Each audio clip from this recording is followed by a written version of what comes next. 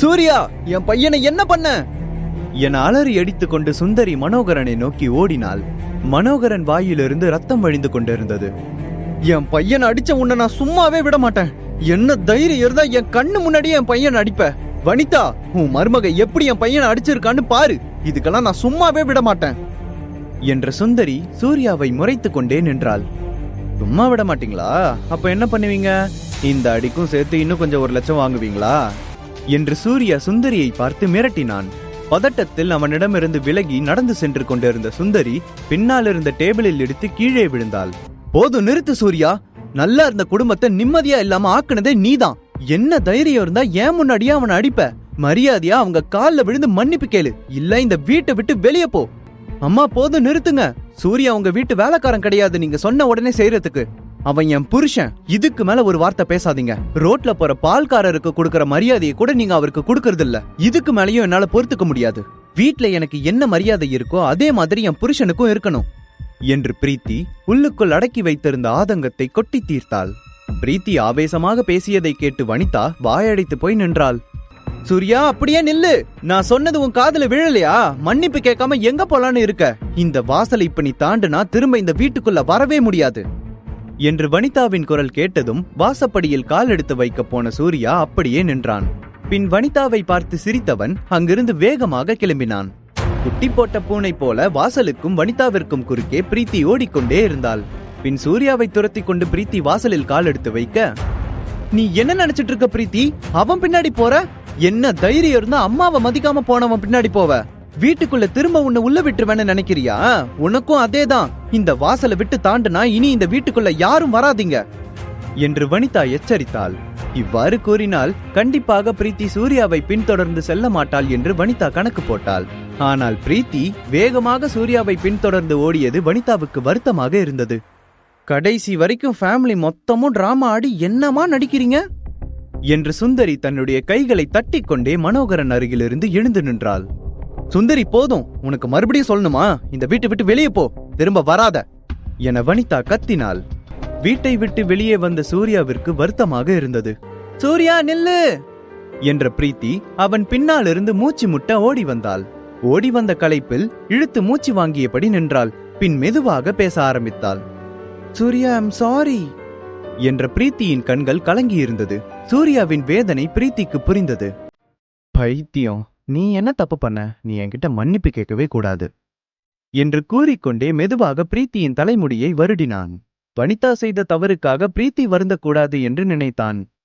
ஆனா இன்னைக்கு அம்மா அவங்க லிமிட்டை கிராஸ் பண்ணிட்டாங்க என்று கூறிக்கொண்டே அழ ஆரம்பித்தாள் பிரீத்தி. கவலைப்படாத பிரீத்தி, உனக்கு தெரியாதா? அத்தை எப்பவுமே இப்படிதான். அவங்க திட்டுவாங்க, ஆனா அவங்க மனசுல எதுவும் வச்சுக்க மாட்டாங்க என்று பிரீத்தியை சமாதானப்படுத்தினான் சூர்யா. அம்மா பண்ண எல்லாத்துக்குமே உன்கிட்ட மன்னிப்பு கேட்கணும். உன்கிட்ட மன்னிப்பு கேட்கிற வரைக்கும் நான் அந்த வீட்டுக்குள்ள போறதா இல்ல. பிரீத்தி இப்படி பேசியது சூர்யாவிற்கு ஒரு பக்கம் சந்தோஷமாக இருந்தது. மேல என்ன தெரியுது? டெய்லி பாக்குற அதே ஸ்டார்ஸ் தான். இவ்ளோ நேரம் அதையே உத்து உத்து பாக்குறீங்களா? ஏதோ யோசிச்சுட்டு இருக்கீங்கன்னு நினைக்கிறேன் என்று பிரீத்தி அமைதியாக அமர்ந்திருந்த சூர்யாவிடம் பேச்சு கொடுக்க ஆரம்பித்தாள். டெய்லி பாக்குற அதே ஸ்டார்ஸ் தான், ஆனா எவ்வளோ தடவை பார்த்தாலும் அதோட அழகு குறையவே இல்லல என்று சூர்யா பெருமூச்சு வாங்கியபடி பிரீத்தியை பார்த்தான். அதே மாதிரிதான் பிரீத்தி, நீயும் அந்த வானத்தை பார்க்கும்போது எவ்வளோ நிம்மதியா இருக்கோ அதே மாதிரி நீ என் கூட இருக்கும்போது அந்த நிம்மதி எனக்கு கிடைக்குது என பேசிக்கொண்டே பிரீத்தியின் கையை கோர்த்து கொண்டு அமர்ந்தான். பிரீத்தியின் முகம் வெட்கத்தில் சிவக்க ஆரம்பித்தது. சரி, நான் ஒரு பிளான் சொல்றேன், அங்க போலாமா என்று சூர்யா ஆர்வமாக பிரீத்தியிடம் கேட்டான்.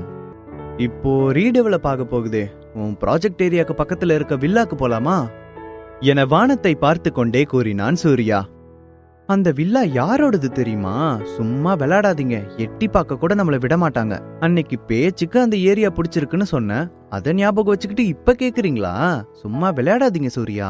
அங்க போய் செக்யூரிட்டி கார்டு கிட்ட எல்லாம் அடி வாங்கறதுக்கு என்கிட்ட தெம்பில்ல என தன்னுடைய போனில் இருக்கும் கான்டாக்ட்ஸை பார்த்து கொண்டே பிரீத்தி பேசினாள். நிஜமாதான் சொல்றேன், இன்னைக்கு நைட் நம்ம அங்கதான் தங்க போறோம். அங்க இருக்கிற பெரிய வில்லா உன்னோடதுதான் என செல்போனை நோண்டி கொண்டிருந்த பிரீத்தி முகத்தை தன் கைகளால் ஏந்தியபடி பேசினான். ஏன், அந்த மலையே உங்களதுதான்னு சொல்ல வேண்டியதானே என்று பிரீத்தி சிரிக்க ஆரம்பித்தாள். அப்ப நான் ஒரு ஐடியா சொல்றேன், 2 பேரும் ஹோட்டல்ல போய் தங்கலாம் என்று சூர்யா சொன்னவுடன் பிரீத்திக்கு தூக்கி வாரி போட்டது. ஜோக் பண்ணது போதும், நான் ஒரு இடத்த கண்டுபிடிச்சிருக்கேன், அங்க போலாம் என்ற பிரீத்தி தன்னுடைய பாக்கெட்டில் செல்போனை வைத்துக் கொண்டு புறப்படுவதற்காக எழுந்து நின்றாள்.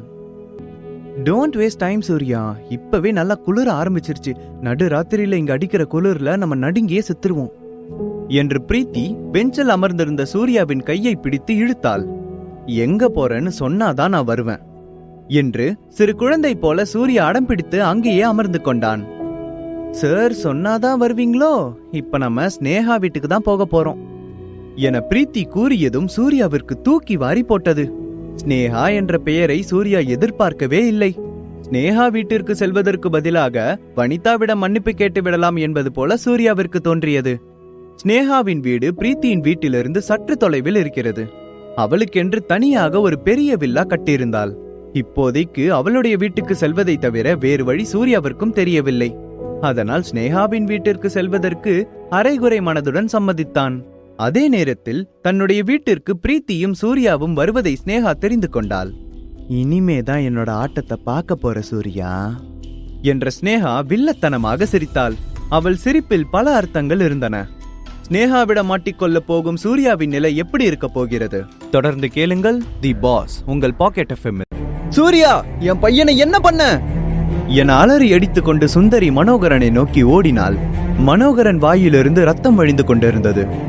என் பையனை அடிச்ச உன்னை நான் சும்மாவே விட மாட்டேன். என்ன தைரியம் இருந்தா என் கண்ணு முன்னாடியே என் பையனை அடிப்ப? வனிதா, உன் மருமக எப்படி என் பையனை அடிச்சிருக்கான்னு பாரு. இதுக்கெல்லாம் நான் சும்மாவே விட மாட்டேன் என்ற சுந்தரி சூர்யாவை முறைத்து கொண்டே நின்றாள். சும்மா விட மாட்டீங்களா? அப்ப என்ன பண்ணுவீங்க? இந்த அடிக்கும் சேர்த்து இன்னும் கொஞ்சம் 1 லட்சம் வாங்குவீங்களா என்று சூர்யா சுந்தரியை பார்த்து மிரட்டினான். பதட்டத்தில் அவனிடமிருந்து விலகி நடந்து சென்று கொண்டிருந்த சுந்தரி பின்னால் இருந்த டேபிளில் எடுத்து கீழே விழுந்தாள். போதும், நிறுத்து சூர்யா. நல்லா இருந்த குடும்பத்தை நிம்மதியா இல்லாம ஆக்குனதே நீதான். என்ன தைரியம் இருந்தா ஏன் முன்னாடியே அவனை அடிப்ப? மரியாதையா அவங்க கால்ல விழுந்து மன்னிப்பு கேளு, இல்ல இந்த வீட்டை விட்டு வெளியே போ. அம்மா, போதும் நிறுத்துங்க. சூர்யா உங்க வீட்டு வேலைக்காரன் கிடையாது, நீங்க சொன்ன உடனே செய்யறதுக்கு. அவன் என் புருஷன். இதுக்கு மேல ஒரு வார்த்தை பேசாதீங்க.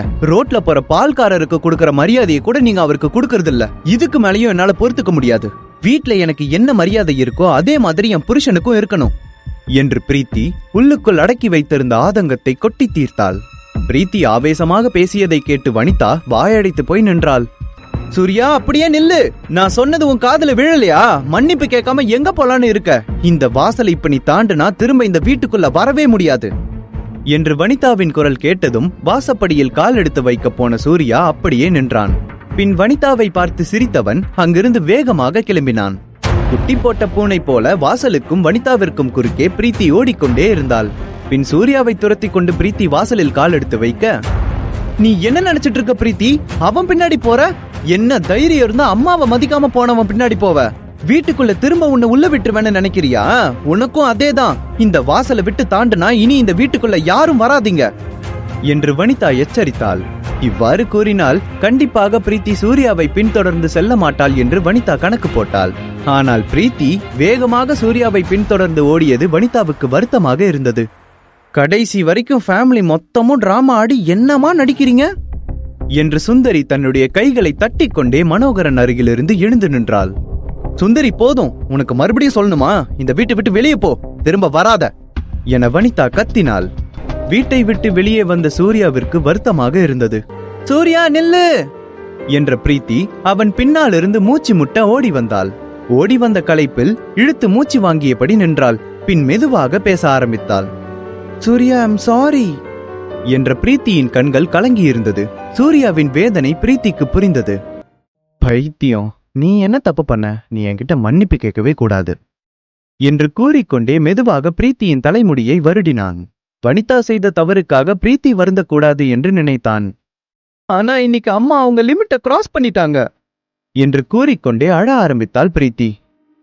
கவலைப்படாத பிரீத்தி, உனக்கு தெரியாதா? அத்தை எப்பவுமே இப்படிதான். அவங்க திட்டுவாங்க, ஆனா அவங்க மனசுல எதுவும் வச்சுக்க மாட்டாங்க என்று பிரீத்தியை சமாதானப்படுத்தினான் சூர்யா. அம்மா பண்ண எல்லாத்துக்குமே உன்கிட்ட மன்னிப்பு கேட்கணும். உன்கிட்ட மன்னிப்பு கேட்கிற வரைக்கும் நான் அந்த வீட்டுக்குள்ள போறதா இல்ல. பிரீத்தி இப்படி பேசியது சூர்யாவிற்கு ஒரு பக்கம் சந்தோஷமாக இருந்தது. மேல என்ன தெரியுது? டெய்லி பாக்குற அதே ஸ்டார்ஸ் தான். இவ்ளோ நேரம் அதையே உத்து உத்து பாக்குறீங்களா? ஏதோ யோசிச்சுட்டு இருக்கீங்கன்னு நினைக்கிறேன் என்று பிரீத்தி அமைதியாக அமர்ந்திருந்த சூர்யாவிடம் பேச்சு கொடுக்க ஆரம்பித்தாள். டெய்லி பாக்குற அதே ஸ்டார்ஸ் தான், ஆனா எவ்ளோ தடவை பார்த்தாலும் அதோட அழகு குறையவே இல்லல என்று சூர்யா பெருமூச்சு வாங்கியபடி பிரீத்தியை பார்த்தான். அதே மாதிரிதான் பிரீத்தி, நீயும் அந்த வானத்தை பார்க்கும்போது எவ்ளோ நிம்மதியா இருக்கோ அதே மாதிரி நீ என் கூட இருக்கும்போது அந்த நிம்மதி எனக்கு கிடைக்குது என பேசிக்கொண்டே பிரீத்தியின் கையை கோர்த்து கொண்டு அமர்ந்தான். பிரீத்தியின் முகம் வெட்கத்தில் சிவக்க ஆரம்பித்தது. சரி, நான் ஒரு பிளான் சொல்றேன், அங்க போலாமா என்று சூர்யா ஆர்வமாக பிரீத்தியிடம் கேட்டான். இப்போ ரீடெவலப் ஆக போகுதே, உன் ப்ராஜெக்ட் ஏரியாக்கு பக்கத்துல இருக்க வில்லாக்கு போலாமா என வானத்தை பார்த்து கொண்டே கூறினான் சூர்யா. அந்த வில்லா யாரோடது தெரியுமா? சும்மா விளையாடாதீங்க, எட்டி பார்க்க கூட நம்மள விட மாட்டாங்க. அன்னைக்கு பேச்சுக்கு அந்த ஏரியா பிடிச்சிருக்குன்னு சொன்ன, அத ஞாபகம் வச்சுக்கிட்டு இப்ப கேக்குறீங்களா? சும்மா விளையாடாதீங்க சூர்யா, அங்க போய் செக்யூரிட்டி கார்டு கிட்ட எல்லாம் அடி வாங்கறதுக்கு என்கிட்ட தெம்பில்ல என தன்னுடைய போனில் இருக்கும் கான்டாக்ட்ஸை பார்த்து கொண்டே பிரீத்தி பேசினாள். நிஜமாதான் சொல்றேன், இன்னைக்கு நைட் நம்ம அங்கதான் தங்க போறோம். அங்க இருக்கிற பெரிய வில்லா உன்னோடதுதான் என செல்போனை நோண்டிக் கொண்டிருந்த பிரீத்தி முகத்தை தன் கைகளால் ஏந்தியபடி பேசினான். ஏன், அந்த மலையே உங்களதுதான்னு சொல்ல வேண்டியதானே என்று பிரீத்தி சிரிக்க ஆரம்பித்தாள். அப்ப நான் ஒரு ஐடியா சொல்றேன், 2 பேரும் ஹோட்டல்ல போய் தங்கலாம் என்று சூர்யா சொன்னவுடன் பிரீத்திக்கு தூக்கி வாரி போட்டது. ஜோக் பண்ணது போதும், நான் ஒரு இடத்த கண்டுபிடிச்சிருக்கேன், அங்க போலாம் என்ற பிரீத்தி தன்னுடைய பாக்கெட்டில் செல்போனை வைத்துக் கொண்டு புறப்படுவதற்காக எழுந்து நின்றாள். டோன்ட் வேஸ்ட் டைம் சூர்யா, இப்பவே நல்லா குளிர ஆரம்பிச்சிருச்சு. நடு ராத்திரியில இங்க அடிக்கிற குளிர்ல நம்ம நடுங்கியே செத்துருவோம் என்று பிரீத்தி பெஞ்சில் அமர்ந்திருந்த சூர்யாவின் கையை பிடித்து இழுத்தாள். எங்க போறேன்னு சொன்னாதான் நான் வருவேன் என்று சிறு குழந்தை போல சூர்யா அடம் பிடித்து அங்கேயே அமர்ந்து கொண்டான். சார் சொன்னாதான் வருவீங்களோ? இப்ப நம்ம ஸ்னேகா வீட்டுக்கு தான் போக போறோம் என பிரீத்தி கூறியதும் சூர்யாவிற்கு தூக்கி வாரி போட்டது. ஸ்னேகா என்ற பெயரை சூர்யா எதிர்பார்க்கவே இல்லை. ஸ்னேகா வீட்டிற்கு செல்வதற்கு பதிலாக வனிதாவிடம் மன்னிப்பு கேட்டு விடலாம் என்பது போல சூர்யாவிற்கு தோன்றியது. ஸ்னேகாவின் வீடு பிரீத்தியின் வீட்டிலிருந்து சற்று தொலைவில் இருக்கிறது. அவளுக்கென்று தனியாக ஒரு பெரிய வில்லா கட்டியிருந்தாள். இப்போதைக்கு அவளுடைய வீட்டுக்கு செல்வதை தவிர வேறு வழி சூர்யாவிற்கும் தெரியவில்லை. அதனால் ஸ்னேகாவின் வீட்டிற்கு செல்வதற்கு அரைகுறை மனதுடன் சம்மதித்தான். அதே நேரத்தில் தன்னுடைய வீட்டிற்கு பிரீத்தியும் சூர்யாவும் வருவதை ஸ்னேகா தெரிந்து கொண்டாள். இனிமேதான் என்னோட ஆட்டத்தை பார்க்க போற சூர்யா என்ற ஸ்னேகா வில்லத்தனமாக சிரித்தாள். அவள் சிரிப்பில் பல அர்த்தங்கள் இருந்தன. ஸ்னேகாவிடம் மாட்டிக்கொள்ள போகும் சூர்யாவின் நிலை எப்படி இருக்க போகிறது? தொடர்ந்து கேளுங்கள் தி பாஸ் உங்கள் பாக்கெட் எஃப்எம்மில்.